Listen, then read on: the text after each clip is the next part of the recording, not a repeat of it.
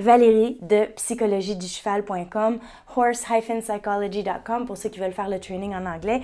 Je vous parle de HeartMath, je vous parle de l'énergie et comment on se contagionne les uns les autres par rapport à notre énergie. Eh bien, dans un premier temps, notre cœur, il est prouvé, émet des ondes électromagnétiques qui sont... notre cœur est électromagnétique, donc notre cœur a de l'électricité et envoie un champ autour de nous qui forme ce qu'on appelle un torus. Le torus, c'est simplement une forme, c'est la forme comme un beigne. Donc, notre cœur envoie une énergie électromagnétique qui forme un torus autour de nous, qui est réellement un champ magnétique autour de nous. Donc, on voit ici à l'intérieur, c'est comme un vortex. Pour l'humain, on parle d'un 8 à 10 pieds de diamètre. Et pour un cheval, on parle d'un 45 à 50 pieds de diamètre. Donc, ça revient un peu à notre espace, notre espace personnel, évidemment. Le cœur de l'humain est 6 fois plus petit que le cœur du cheval, d'où le fait que le torus est beaucoup plus grand, évidemment. Et la cohérence cardiaque, la relaxation, ou bien la frustration, l'anxiété et l'inquiétude, non seulement on envoie des ondes, mais ces ondes ont une qualité. C'est un champ électromagnétique.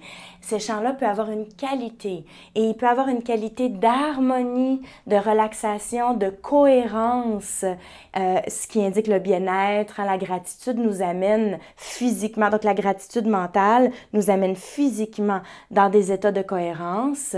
Les états de frustration, de colère et d'anxiété, eh bien, forment des ondes qui sont plutôt saccadées, non harmonieuses. Et ça, on le ressent. Chez les uns, chez les autres, on le ressent. Et HeartMath, eh bien, il y a ce bidule-là qui a été développé. Ça, c'est Joe Dispenza, Dr. Joe Dispenza là, qui a fait les recherches là-dessus. Et donc, le bidule, on le branche sur notre téléphone, on a un app et on peut travailler notre respiration pour ressentir vraiment là, quand notre corps, il shift à la cohérence cardiaque, à la régulation. Et d'ailleurs, c'est ce qu'on fait avec les enfants quand ils font des crises. On les aide à se réguler. Donc, ils sont en crise, tout ça. Ils sont ici et on les prend avec nous. Et on les amène dans une cohérence, dans une relaxation. Tout se passe là. Et donc, la chose principale que je vais faire et que je vais demander aux étudiantes de faire, parce que ça aussi, c'est contagieux pour le cheval, c'est lorsqu'on va faire des phrases, j'appelle ça on a des conversations avec les chevaux dans leur langage. Donc, on va faire certaines conversations, certaines choses. Et tout de suite après, on va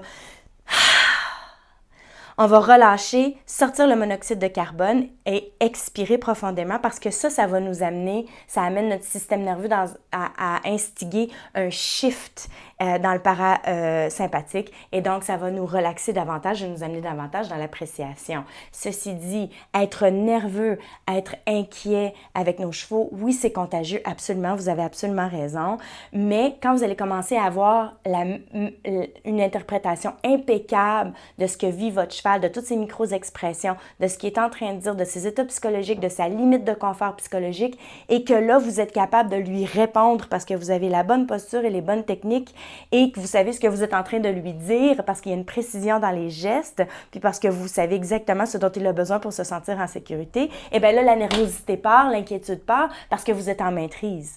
Et là, on peut entrer ici avec le cheval et on va, comme à un enfant, lui montrer à entrer là. On va lui montrer à se déposer toujours davantage. Que le cheval saute avec vous.